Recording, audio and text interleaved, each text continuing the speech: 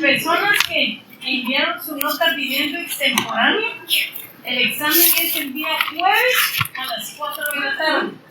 Me buscan en la coordinación para saber dónde vamos a hacer el examen. Entonces, los que pidieron examen extemporáneo, el examen va a ser el día jueves a las 4 de la tarde si son tan amables. Bueno, otra situación. Yo les había dicho que la parte práctica la íbamos a trabajar en los laboratorios. Ya no lo vamos a trabajar así. El examen segundo parcial va a tener una parte teórica y una parte práctica. Y ahí es donde se van a evaluar las leyes que ustedes tienen que leer. La idea fundamental sería que hicieran sus laboratorios. Eso sería lo mejor. Si quieren los hacen y si quieren no. Ustedes mandan. Pero la idea que yo les doy, si les sirve de algo, es que hagan los laboratorios. Porque la única manera de ir aprendiendo es efectivamente esa parte de la práctica. Entonces ya no van a mandar ningún laboratorio. El examen, el día del examen va a haber una parte práctica y una parte teórica. Terminan la práctica, la entregan y ya se sientan a hacer la parte teórica, en donde lógicamente sacan sus leyes. Lo que no se puede es copiar, ¿verdad? Entonces no sé si me logré que me captaran qué es lo que quieren. Estamos sí. ¿El tiempo se va a ampliar para el examen o va a ser definitivamente son dos partes. Tendrá que ser media hora para la parte teórica y media hora para la parte práctica. Definitivamente. Ustedes están un poco mejor porque se termina a las 8, pues si se termina a las 8:30 no hay problema. Los que tienen problemas son los de la otra sección porque ellos comienzan a las 5:30. Entonces ahí sí tienen una hora realmente. ¿Alguna otra duda? ¿Alguna otra pregunta? Entonces yo les voy a estar mandando los laboratorios para que ustedes los estén trabajando. O sea, ¿cuáles son los laboratorios? El que ya hicimos, que es la ley de la Superintendencia de Administración Tributaria. Ya mandé, aunque dos compañeros se pusieron muy bravos y dijeron que qué barbaridad con mandar los laboratorios. Pero mandamos el laboratorio porque después del examen hay que seguir el semestre y el problema que tenemos es que los exámenes, el tiempo que tenemos es muy corto para los exámenes. Entonces, por eso tenemos que correr. La segunda ley es la ley orgánica del Banco de Guatemala. La tercera ley, la ley monetaria. La cuarta, la ley de libre negociación de divisas. La ley orgánica del presupuesto y la ley de la Contraloría de Cuentas. Esas son las leyes. Como ustedes se dan cuenta, es toda la plataforma orgánica en donde lo que se hace es derecho financiero. Los casos aquí no son tan casos porque las preguntas son directas, pues que son las que tienen la ley, pero sí necesito que lean la ley, que es importante. Si tuvieran alguna duda ahorita sobre la ley orgánica del Banco de Guatemala, podemos utilizar unos minutos resolviendo dudas. Si no, pasamos ya a lo que es el tema de los recursos públicos. ¿Tienen alguna duda, alguna pregunta? ¿Sí? ¿Cómo va a ser la parte práctica? La parte práctica es con preguntas de la ley y con casos. Esa es. O sea, ¿cómo es que lo hacemos? Se les da su examen teórico, y lo contestan.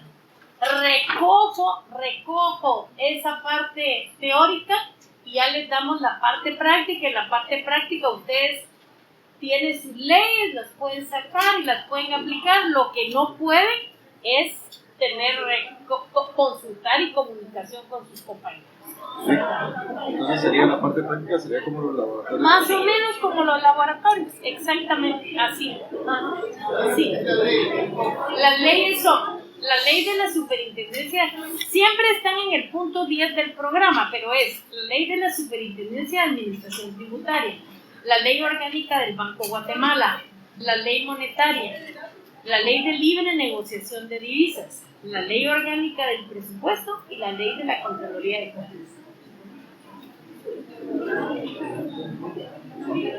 ¿Sí? ¿Alguna duda? ¿Sí? Yo tengo una duda sobre la respuesta número 5. ¿Qué dice? A ver, ¿qué dice? ¿Quiénes ejercen la representación legal del Banco de Guatemala? Ajá. La segunda es... Ahora vamos por partes. Dice, ¿quién ejerce la representación del Banco de Guatemala extraoficialmente?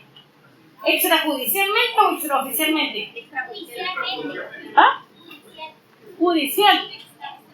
Extrajudicial. Va a ver, hay un artículo que dice ahí, ¿quién será? Artículo 30. Vamos a ver. El 30 es. Inciso E y G. El E dice ejercer la representación legal principal del Banco de Guatemala, judicial y extrajudicialmente, pero hay otro artículo. El otro es cuando se está hablando del presidente. Exactamente, porque la segunda... ¿Cuál es el otro? Es, permítanme. Vamos a ver, dice.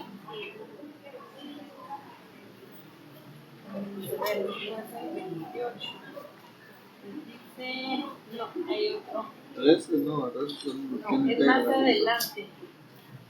Dice representación. El 33. El gerente general ejercerá la representación legal del Banco de Guatemala judicial y extrajudicialmente en aquellos asuntos no reservados al presidente del banco. Por consiguiente, podrá ejecutar todos los actos, ya es la combinación de los dos artículos. Exactamente, pero abajo de la pregunta 5 dice, estará dicho funcionario con posibilidad legal de otorgar mandato. Pero esa ya es otra pregunta. Ahí hay un artículo donde dice que él puede otorgar mandatos. El 30, Kelly. Ajá. Yo no le voy a decir el artículo, pero ahí hay un artículo donde dice, espérenme, donde dice otorgar mandatos en nombre del Banco Central para representar a esta y para actuar en el ámbito administrativo y jurisdiccional como consecuencia de actos y decisiones adoptados por la Junta Monetaria. Es el artículo 30, que el último. ¿Sí? No, es el Inciso artículo G. 30, inciso G. Le soplaron mal porque es un inciso.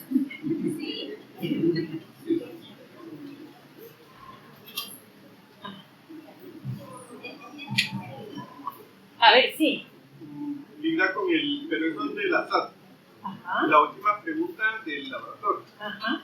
Dice si el caso es que ellos necesitan contratar personal y le piden a una tercera empresa ajena a la SAT hacer todo el proceso de recursos humanos. Los artículos dicen que no pueden trasladar obligaciones de recolección de impuestos, Ajá. pero sí la parte administrativa, Exacto. algunos procesos. Entonces, la respuesta para mí fue sí se puede. Sí se puede. Ah. Ajá. Gracias. Hago una pregunta en esta última parcela de zona. No, o sea, zona no hay, ¿verdad? Son los 40 puntos de una vez. Los 40 puntos que los vamos a dividir en práctico y 20-20, dentro del mismo parcela. todavía estoy calculando si van a ser 20-20 o 30-10. Vamos a ver cómo, Ok. dependiendo cuándo es el examen. Sí, pues, pero es en el examen, no es que nosotros le tengamos que entregar trabajo. No, es en el examen. Ah, Ajá. Lo que pasa es que, la verdad es que yo creo que cometí un error al decir que mandaran los laboratorios, pero ya, ahora que tuve 2 semanas de tiempo y estuve ya haciendo exámenes y todo, y digo, ¿y por qué me van a mandar los laboratorios si ahora yo tengo la dicha de conocerlos y de verlos? Entonces está mejor en el examen. Ahí van a hacer una parte. ¿Para qué los voy a poner en molestias? Pero si me da residual que sea para allá. No, puchica, ya no hay nada. Ya tuvieron 4 años de regalo, ya uno más ya no, ya ahorita De regalo. lo que les viene ya es difícil, ¿sí? En el caso de las leyes, podemos utilizar, por ejemplo, la carta de los trabajadores para las nuevas empresas. ¿Sí? Siempre y cuando no estén manchadas con anotaciones ni nada, ¿va? Porque para eso son especialistas. Ligda, perdone, tratado el comentario que hizo. Yo normalmente rayo mis leyes y le hago anotación. Mire, si son anotaciones así, normal, que hacemos todos, sí. Pero, por ejemplo, hay gente que hace un testamento. No, o sea, si son observaciones, todos los hacemos, sí. Sí. Bueno, ¿alguna otra duda, pregunta? Me dijeron que el examen va a ser después de la Semana Santa. Sí. La retrasada también, entonces como que vamos a tener que ir corriendo para poder tener puntos. Bueno, vamos a hablar entonces del tema de los recursos públicos. Aunque ya lo habíamos comenzado a ver, vamos a comenzarlo aquí. Cuando nosotros hablamos del tema de los recursos públicos, estamos bien claros que es el dinero que necesita el Estado para poder satisfacer las necesidades de la población. Porque ¿cómo es que el Estado satisface las necesidades de la población? Y pongamos ahora un ejemplo. Si lo que se quiere, por ejemplo, es remozar todas las escuelas de Guatemala, que tristemente no fueron a clase 3 años y piquito, pero las escuelas pasó lo de aquí, ni barrido está. Por eso yo todavía estoy con mascarilla porque me dio una infección severa. Y era, lógicamente, la cantidad de gente y todo lo sucio que andaban en porque la mayoría nos hemos enfermado, pero como a estas edades ya las enfermedades son terribles. Entonces, lógicamente, si el Estado quiere remozar las escuelas, las quiere trabajar baños, quiere cambiar techos, quiere cambiar puertas, ¿qué tiene que hacer? Tiene que tener los recursos necesarios, porque de esa manera lo que va a hacer es satisfacer las necesidades que tienen los niños. Porque, digamos, si el baño está en condiciones deplorables, como está la mayoría de los baños, eso puede satisfacer las necesidades de la población. O sea, sí, el Estado necesita dinero, pero necesita dinero no para guardarlo en los bancos del sistema. Necesita el dinero con un fin principal, y es satisfacer las necesidades de la población. Yo no sé si leyeron ustedes, porque hoy lo que se cayó fue Facebook y Instagram, pero en el hospital había un señor que se quebró hace 4 días y estaba en una camilla que no le daban servicio hasta cuando hubiera lugar en el hospital.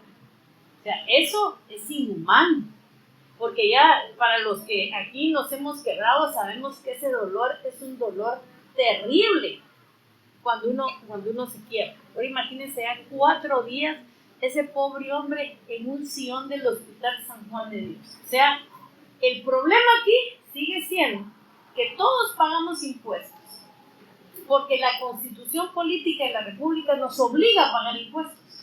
Pero lamentablemente el Estado, por lo que ustedes ya conocen, no nos satisface las necesidades de la población. Pero también hay que pensar que el Estado no solo es un presidente y un vicepresidente, el Estado lo somos todos.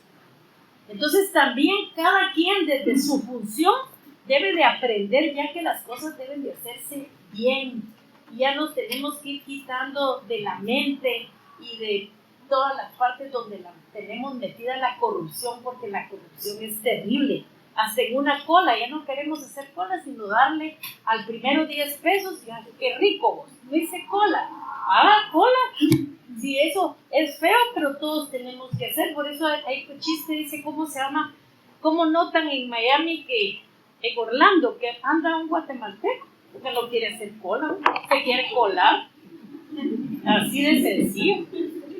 Bueno, entonces, sabemos que en la relación jurídica tributaria hay dos sujetos. Hay un sujeto activo, que es el Estado, y un sujeto pasivo, que es el contribuyente. Ese sujeto activo es el sujeto de la economía pública, que para poder cumplir con la satisfacción de las necesidades de la población debe realizar gastos. Esos gastos que debe de realizar son con fines de interés general. Por lo tanto, para poder cubrir esos gastos, se deben obtener recursos indispensables para su subsistencia. Cuando nosotros empleamos la palabra recurso, ¿a qué nos estamos refiriendo? Nos estamos refiriendo a una suma de dinero devengada. Cuando estamos hablando suma de dinero devengada, son todas aquellas sumas de dinero que efectivamente han ingresado a la tesorería del país. O sea, cuando nosotros pagamos nuestros impuestos, nosotros se los pagamos a la Superintendencia de Administración Tributaria, porque para eso está la Superintendencia de Administración Tributaria, para cobrar los impuestos. Pero la SAT ya la deposita en la cuenta del Estado, y esa cuenta del Estado tiene que ver con el Ministerio de Finanzas Públicas y con su Departamento de la Tesorería Nacional, y ya es un dinero que el Estado puede utilizar para satisfacer las necesidades de la población. Aquí es importante que Héctor Villegas tiene un manual de las finanzas públicas, y él dice que los recursos públicos son los ingresos a favor del Estado, pero que se suele llamar de otra manera. Dice que esto se puede llamar recurso, se puede llamar ingreso o se puede llamar entrada. Pero él mismo dice que los estudios que se han hecho sobre recursos públicos dicen que la acepción con la cual se denomina recursos públicos es la más antigua y la más profunda, que tiene que ver con las teorías relativas del gasto público. Entonces, el recurso público puede llamarse de tres maneras: recurso, ingreso o entrada. Lógicamente, el Estado, no solo de los impuestos, es que logra tener ingresos. Sí, lógicamente, en su mayoría de los ingresos provienen de los impuestos, de los tributos, pero no es la única manera. El Estado puede explotar sus bienes patrimoniales. Por ejemplo, tomando en cuenta la definición más clara que tenemos de bienes, que son bienes muebles y bienes inmuebles. Si alquila una casa el Estado, con eso puede obtener recursos. Luego, el Estado emplea su poder coactivo. ¿Cuándo emplea el Estado su poder coactivo? Cuando nos cobran los tributos, cuando nos cobran los impuestos. Esa es otra manera como el Estado puede obtener recursos. Luego, contratando empréstitos. O sea, ¿a qué me refiero yo cuando decir contratar empréstitos? Bueno, no tiene el Estado dinero, pero encuentra una persona individual, jurídica, que esté en Guatemala o esté fuera de Guatemala, que le va a prestar el dinero. Entonces, le presta el dinero, lógicamente el Estado lo que contrata son empréstitos. Ese dinero lo tiene que pagar. Va a tener que pagar el dinero y sacar para los intereses que resultan de la utilización de un préstamo. Luego, ustedes saben que hay países que nos ponen condiciones, pero nos ayudan. Y esos también son ingresos del Estado, que recibimos ayudas y recibimos donaciones. Muchas veces, muchas veces quieren hacer lo que ellos quieren con nosotros, pero ahí está el dinero. Nos lo dan. Nos dan ayuda y nos dan donaciones condicionadas, pero no las dan. Y luego, aplicando penalidades. ¿Cuándo es cuando se aplican penalidades? Cuando ustedes no pagan un impuesto en el tiempo que deben de pagarlo, porque si ustedes se dan cuenta, todos los recibos donde vamos a pagar impuestos dicen cuál es la última fecha en donde la podemos pagar. Pero resulta que porque se nos olvidó, porque no teníamos el dinero, no lo pagamos. Y recuerden ustedes que, por ejemplo, el IVA es el 100% de multa. El impuesto sobre la renta no, pero el IVA es el 100% de multa. Y esa multa es una penalidad. Entonces, cuando se aplican las penalidades, es otra manera del Estado de obtener recursos. Entonces, no solo del pago de impuestos el Estado obtiene recursos, sino que obtiene explotando sus bienes patrimoniales, contratando empréstitos, recibiendo ayudas y donaciones y aplicando penalidades. La más importante es el pago de los impuestos. Los ingresos. Los recursos públicos pueden clasificarse en ingresos tributarios, en ingresos por empréstito o préstamo y en ingresos por explotación del patrimonio. Con estos ingresos es que el Estado puede incrementar sus recursos que le permiten satisfacer las necesidades de la población. Entonces, con todo de esto que hemos dicho, ¿qué son los recursos públicos? O sea, una definición muy sencilla son las cantidades de dinero o bienes que el Estado recibe en propiedad para emplearlos legítimamente en la satisfacción de las necesidades públicas y el sostenimiento de sus organismos. Recuerden ustedes que nuestra Constitución Política de la República dice que Guatemala está dividida en 3 organismos. ¿Cuáles son esos organismos? A ver. Ejecutivo, legislativo y judicial. Para el mantenimiento de estos organismos se necesitan los recursos necesarios.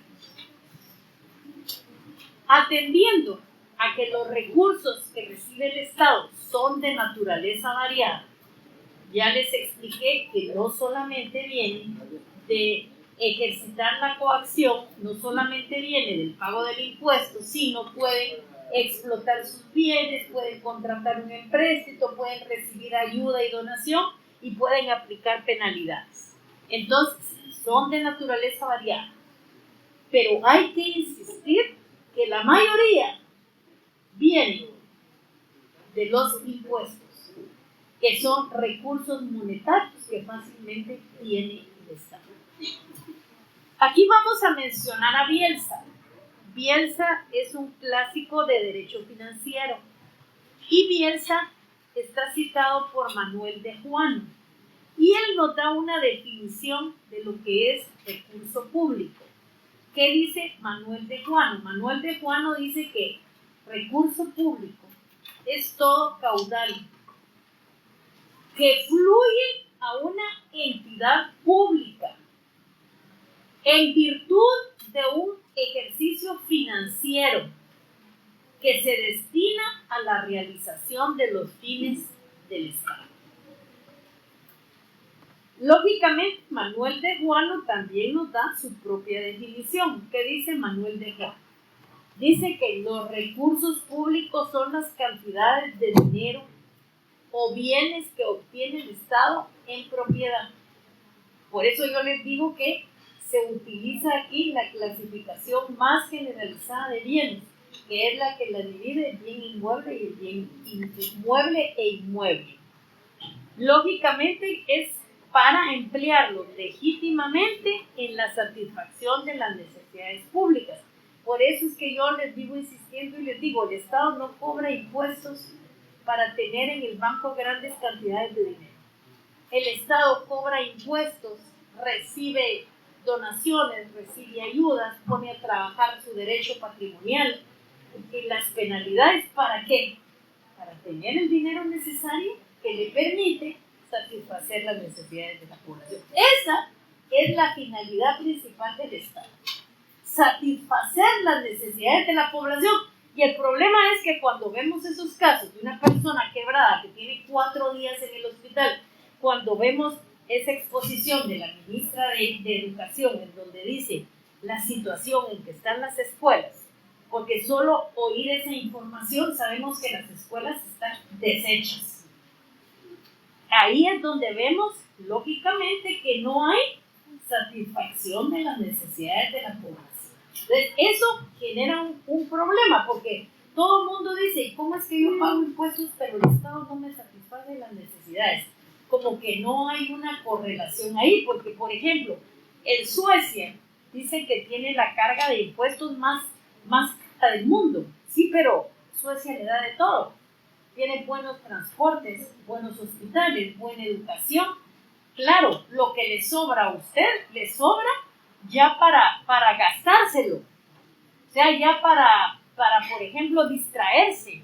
En cambio, aquí la parte de distracción la tenemos olvidado. Y recuérdense ustedes que en una vida completa, la recreación también es importante. O sea, no es solo trabajar. O sea, el ser humano también necesita un tipo de recreación. Entonces, lógicamente, en estos países la gente se sacrifica, pero logra lo que quiere, y logra lo que quiere es la satisfacción de las necesidades de la población. Aquí hay otra definición, y esta definición es Gustavo Ingrosso. A Gustavo Ingrosso lo menciona Giuliani von Rusch. ¿Y qué dice Giuliani von Rusch acerca de los recursos públicos? Dice que los define como el dinero que llega a poder del Estado para atender la necesidad financiera de los servicios públicos. O sea, todos, con más palabras, con menos palabras, lo que expresan fundamentalmente es: los recursos públicos es el dinero que tiene el Estado para satisfacer las necesidades de la población. Lógicamente, mucha gente dice, pero si la SAT solo cobra impuestos, y para eso la creó, para eso definitivamente la creó el Estado. ¿Y por qué la creó? Porque antes de los acuerdos de paz, esa función la hacía la Dirección de Rentas Internas. Y Rentas Internas era una dirección del Ministerio de Finanzas Públicas. Entonces dijeron, no es posible que la misma persona, digamos, el mismo ente, cobre los impuestos y se gaste el dinero. Aquí tenemos que darle un balance a esto. Vamos a crear una entidad autónoma con personería jurídica, técnica, que cobre impuestos y que ese dinero luego sea pasado al Estado para realizar la función principal, que es satisfacer las necesidades de la población. Al principio ustedes saben que la superintendencia tuvo sus fallas, y tan fallas fue que casi 3 superintendentes se fueron a Canadá, ¿va? Pero a la cárcel, y tuvieron problemas legales. Ya en los últimos años esto ya se ha reforzado. Creo que la SAT está haciendo esfuerzos grandes en modernizar, pero esa modernización tiene un fin principal. Y el fin principal es buscar la fiscalización de una manera adecuada. O sea, la factura electrónica tiene un control sobre todo. Miren ahora cómo es eso que, por ejemplo, la planilla que se tiene que hacer con el IVA pagado para que operen el impuesto sobre la renta, en un chat la hace uno. En un chat la saca del programa de la SAT. Por eso, quien piense dormir a la SAT ahora, está dormido. Si tiene todos esos reglamentos, tiene toda esa tecnología a su disposición para controlar. Ahorita para la Semana Santa ya dijeron que van a controlar todas esas casas de alquiler que rentan en el mar y que no pagan ningún impuesto. Exactamente. Ajá. Esa fue la noticia de hoy. Que la gente que alquila las casas tiene que pagar impuestos. Bueno, también tenemos una definición de Giuliani von Rusch, y aquí Giuliani von Rusch le llama entradas, y dice que recursos públicos son las entradas que obtiene el Estado, preferentemente en dinero, para la atención de las erogaciones determinadas por exigencias administrativas y de índole económico-social. Creo que Giuliani von Rush subraya dos cosas importantes: exigencias administrativas. La cantidad de empleados públicos se multiplicó. Yo no tengo nada en contra de la contratación de empleados públicos. Yo no estoy en contra de eso, pero lo que no estoy a favor es gente que presta un servicio tan deficiente en las oficinas del Estado cuando uno va a pedir una información. Como en el IX. O sea, en el IX, pero también gente de ventanilla es una abusiva para tratar a la gente. Eso no se vale, eso no se puede. Miren, el ser servidor público es difícil, porque uno tiene que tratar con personas y no hay ser más difícil que el ser humano. Y no hay ser más difícil que el guatemalteco, porque estamos en contra de los que están en contra y en contra de los que están a favor y no nos ponemos nunca de acuerdo. O sea, decirles hagan lo que ustedes quieren es pelear 2 meses o 3 meses porque no nos vamos a poner de acuerdo. Pero es que no es la cantidad de gente que contratan, es la mala gente que contratan. Si casi lo matan a uno cuando uno que no sabe pide una información, pues yo tenía que actualizar unas cosas en el IX, como dice, ya me mataba la mujer, que por qué había llegado, si yo no tenía que llegar. Pues entonces haga caso que no me vio, le dije, y ya me voy. Si no tenía que venir, me equivoqué, pues, pero ya me voy. Ya usted, o sea, era un gran problema. O sea, tenemos que mejorar el servicio público. Por eso les digo, cada quien dentro de la esfera de su competencia tiene que contribuir con esos factores. O sea, si hay trámites de ventanilla que cada día los cambian y el único que lo sabe es la persona que trabaja ahí, uno no, porque no están en ninguna ley, porque no están en ningún reglamento, porque son disposiciones de ventanilla. La otra cosa que nos mata es que a las 8 llegan y tienen que desayunar. ¿De dónde se sacaron esto? O sea, si usted quiere desayunar, llegue a las 6 de la mañana y se siente usted solito y desayuna y se tarda 2 horas, pero usted a las 8 tiene que estar atendiendo a la gente, porque por eso le pagan, por eso hay un horario.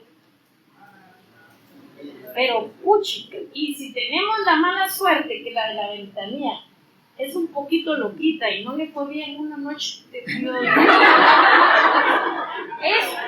Eso es de pronóstico. Entonces, poco a poco, cada quien desde su función, hagamos bien las cosas para pensar en una sociedad diferente.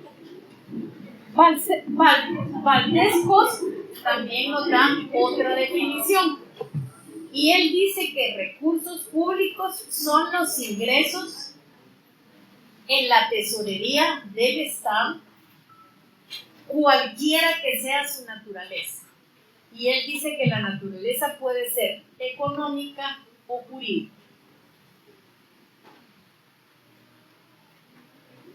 Ahora vamos a ver cuáles son los elementos del recurso público.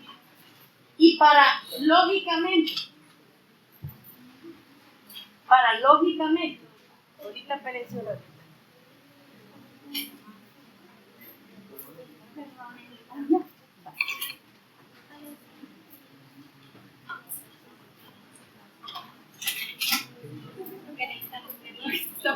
Hemos ahorita que la vi.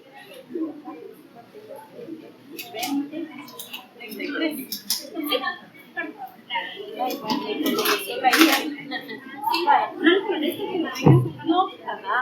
Muchas gracias. Bueno, entonces el primer elemento de los elementos de los recursos públicos es el Estado. Recuerden ustedes que los dos sujetos de la relación jurídica tributaria es el Estado y el contribuyente. Entonces, lógicamente, el Estado es el sujeto de la economía pública. Es el sujeto que le permite satisfacer las necesidades de la población mediante el dinero que recauda la Superintendencia de Administración Tributaria. El otro elemento son los medios económicos que constituyen la riqueza del Estado y que recibe en su mayor porcentaje en forma coactiva. ¿De qué estoy hablando yo aquí? Exactamente, estoy hablando de impuestos. Estoy hablando también puede ser de tributos, o sea, impuestos específico, general, tributos. Cuando estoy pensando en impuestos, en arbitrios, en tasas y en contribuciones específicas. Luego, el tercer elemento es la autorización legal que se debe tener para percibir dicha riqueza y que consiste en la existencia de una ley previa. ¿Qué dice el artículo 239 constitucional? Que todos los impuestos deben de estar contenidos en una ley. Eso se conoce con el nombre de autorización legal. O sea, ustedes miran que todos los impuestos están contenidos en una ley. Y lógicamente esto es una garantía para el contribuyente. ¿Por qué es una garantía para el contribuyente? Porque lo que está evitando son los abusos del Estado. Fíjense que cada vez que el Estado no tiene recursos, ¿en qué piensa? En aumentar impuestos. O sea, no piensa en tratar de administrar de mejor manera los impuestos. O sea, sino lo que está pensando es encargarle un nuevo impuesto al contribuyente. O sea, los contribuyentes ya no aguantamos más porque los sueldos no han aumentado. Mientras nosotros pagamos casi todo en dólares, porque así está, la comida, o sea, en una cuenta en dólares, los sueldos se quedaron en quetzales y son insuficientes. Entonces, este artículo lo que logra es como pararle la mano al Estado. Quiere cobrar impuestos, muy bien, tenga esa autorización previa. ¿Y cuál es esa autorización previa? La ley que es aprobada por el Congreso de la República. Miren ahorita qué pasó. Querían aprobar un presupuesto grandísimo y lo aprobaron, pensando que iban a causarle problemas al gobierno que se quedaba. Pero si el gobierno somos todos, pues, o sea, a los hospitales vamos todos, la educación la buscamos todos. Entonces, ¿qué pasó? Tuvo que entrar la Corte de Constitucionalidad y dejar sin efecto ese presupuesto. Sí. Ya, pero igual ahorita están pidiendo la ampliación de 13,000 millones de quetzales. Entonces, como que, o sea, si en ese principio vamos, de que querían autorizar un presupuesto altísimo, la diferencia es que ahorita ellos mismos andan molestando porque son 13,000 millones de quetzales que... Sí, pero es que lo que pasa es que el presupuesto tiene que ser real, pues. O sea, por ejemplo, y eso lo mira usted dentro del ámbito de su competencia. Usted debe, por ejemplo, si gana 1,000, no va a gastar 10,000, ¿va? O sea, si usted gana 1,000, debe de gastar 999. Y se acabó. Porque bajo este contexto le habían aprobado maliciosamente 127,000 y se quedó con 123, y con los 13,000 millones que le están metiendo le han dado mucha rienda o buscan demasiado. Si se supone que si no se roba el dinero alcanza. Lo que pasa es que también recuerda que ellos acaban de llegar, pues. Perdónenme, pero también no tienen una varita mágica, pues. Y las cosas no se solucionan allá. ¿Cuándo tomaron posesión? ¿Cuándo? En enero. Y ahorita estamos comenzando marzo. Es que también hay que ir piano, pues. O sea, si esto es una debacle. gaveta que abre está choqueada y hay que limpiarla. O sea, también creo que estamos siendo demasiado exagerados. Son los mismos. ¿Qué más? Ya, depende mucho también de las áreas que el anterior gobierno estaba planteando en ese presupuesto y las áreas que ahora el nuevo gobierno está planteando. Puede ser la misma cantidad de dinero, Pero distribuyen otras cosas. Ajá. Bueno, a ver, sigamos entonces. Bueno, ahora la otra. La aplicación de ese caudal o de esa riqueza, que es uno de los fines del Estado, va a ser buscando siempre la satisfacción de las necesidades sociales. Y aquí ahora tenemos un gran problema. ¿Por qué razón? Porque el Estado creció tanto que la mayoría de dinero del presupuesto se va para el pago de sueldos. Ya no llega a esas necesidades sociales. O sea, por eso le digo que hay que ordenar la casa y ordenarla para poder lograr esa satisfacción de las necesidades de la población. Y lógicamente aquí también eliminar de alguna manera lo que es la corrupción, porque yo sigo pensando que la corrupción no es de dos personas. O sea, es un monstruo que se ha extendido tanto que está en lo más alto, que está en lo medio y que está en lo de abajo. O sea, eso ya debe desaparecer si queremos algún día pretender ser la mitad del Salvador. La mitad, no digo completo, la mitad. Bueno, ahora vamos a ver la clasificación de los recursos públicos. Libro de autor que usted encuentre va a tener una clasificación del recurso público, al extremo que muchos piensan que la clasificación de recurso público va a estar dependiendo del autor que se estudia. Lógicamente aquí vamos a partir de lo que es la clasificación objetiva y la clasificación subjetiva. Primeramente vamos a decir cuál es esa clasificación objetiva y debemos de partir buscándole el origen etimológico a la palabra objetivo. ¿Y cuál es eso? Es que objetivo es lo perteneciente al objeto en sí y no a nuestro modo de pensar y de sentir. Lo anterior llega a determinar que la clasificación objetiva tiene que ver con el objeto de los recursos. Y al respecto, Guillermo Cabanellas dice que el objetivo es lo concerniente al objeto y esto está fundado en causas extrañas o materiales de lo interno y de lo personal. Nosotros vamos a ver esto atendiendo al punto de vista objetivo y subjetivo. Primeramente, vamos a dividir a los recursos públicos atendiendo a su fundamento jurídico.